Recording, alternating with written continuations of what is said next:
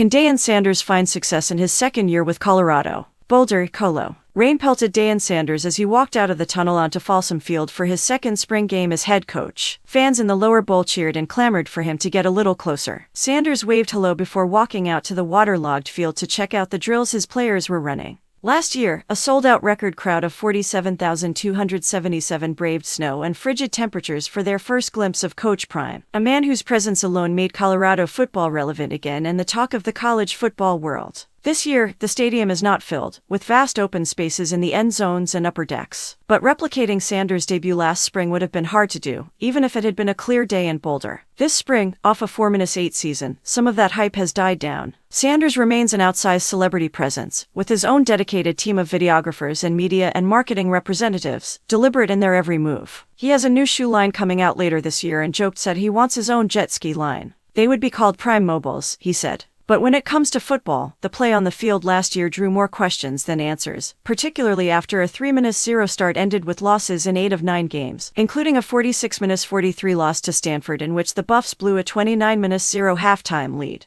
With a roster overhaul underway, perhaps the hype invites more skepticism than enthusiasm. Yet it is hard to say enthusiasm has completely disappeared considering 28,424 people, the second largest crowd in Colorado spring game history, bought tickets and stood in cold, soaking rain to see Coach Prime and his new team. Marin Chapman and his high school friends Jana-Ojana and Layla Goshorn loaded up their car with a snack-filled cooler and drove 30 minutes from their hometown of Aurora, pulling into a garage across the football stadium at 3 a.m., thinking the entire area would be packed. Instead, they were the first fans to the stadium. They decided to eat pancakes and then come back, standing in line to go through metal detectors 2 hours before kickoff. Chapman, wearing a gold cowboy hat and CU poncho, said the three decided to come check out Colorado football for the first time, thanks in part to the Lil Wayne concert being held later that night that was part of a black and gold weekend Sanders arranged to drum up excitement across the entire campus. Still, Chapman was in line wet and cold, his teeth chattering, wanting mostly to see Sanders. His history, his legacy and his coaching. I like how he runs things, he said.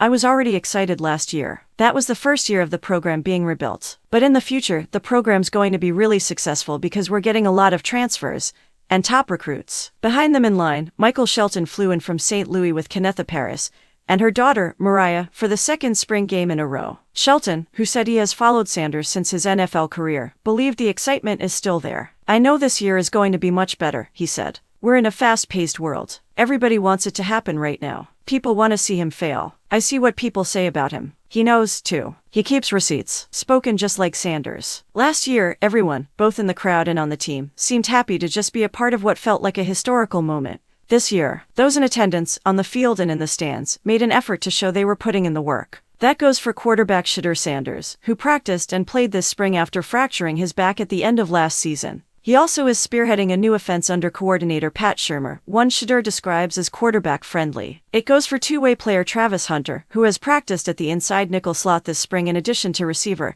and his usual cornerback positions. It goes for the new transfers who have arrived since January, starting with receiver LeJohntay Wester, a player Shedeur said he approached himself on social media. We're in a way better place both mentally and physically than last year, Shedeur said. I feel like we're getting quality guys now, and they're doing full background checks on everybody and we're getting exactly who we want. I watched LeJohntay Wester and I went after him, so we just collectively know what type of players we're getting overall, and then we just play them to their strengths. Deion made headlines a year ago for the way he overhauled his team in his first year. Only 10 scholarship players returned from the 2022 team. 53 players signed from the transfer portal for 2023, the most any team had ever added in one offseason. Again this offseason, there has been significant turnover. Since the spring portal window opened April 16, 22 players have left, including former 5-star recruit Cormani McLean and leading rusher Dylan Edwards. Running backs Alton McCaskill and Sivian Wilkerson also left, leaving cornerback Isaiah Harge to start at running back in the spring game center. But there is one key difference between this year and last year when it comes to the portal. Last year, Colorado was trying to improve the talent level after fielding a 1-11 team in 2022. This year, the Buffs are being much more selective about who they add.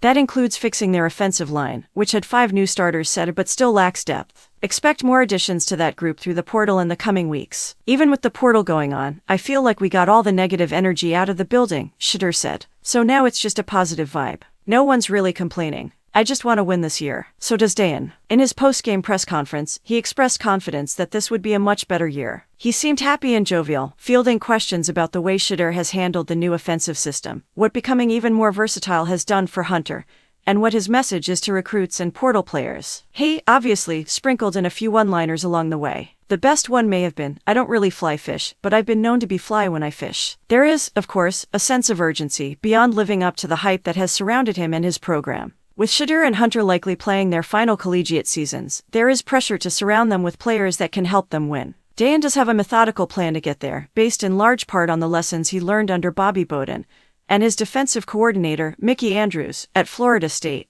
Deion may be flashy, but his practices are far from it. Players are starting to understand that. These young men want to practice, they want to have each other's back, they want the physicality, they want all the smoke, so to speak, Deion said. I love what we're building in this locker room, and if you're not a part of that thought process, or that desire, you don't fit. Those comments echo what Deion said several weeks ago, after the departures of the spring portal window. He noted most of the players in the portal were not significant contributors, and asked reporters then, "Please have some faith in me." At least outside the program, there are enough questions, whether it's about the 4-8 record in year one, revolving roster door, Deion's recruiting style, and how he's gone about using the portal. There also has been rampant speculation about whether Deion will still be interested in coaching Colorado after Shedeur and Shiloh, who plays safety, leave. It has become enough of a question that he was asked about it during his post-spring news conference. Deion tamped that down, saying, "I do not plan on following my kids to the NFL. Plans always change, of course. The plan for this season, as Shedeur said, is to win." Armed with lessons learned during year one, Deion promised as much when he took the microphone to greet the crowd before the game kicked off. He thanked them for showing up despite the inclement weather and called them awesome. The crowd roared its approval. Then he asked, "Where's Miss Peggy?" referring to 99-year-old superfan Peggy Copham,